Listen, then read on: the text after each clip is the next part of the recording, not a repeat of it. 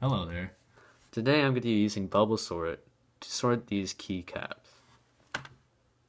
So first, I'm just going to go through and check each pair and see if it's in the correct order.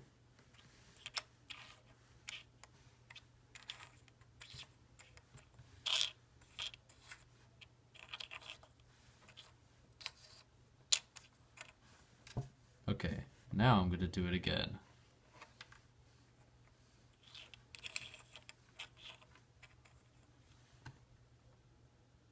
Now I'm going to do it again.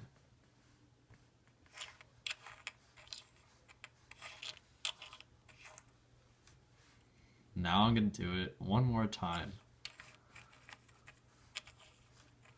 Now I'm going to do it another time. Now it's sorted.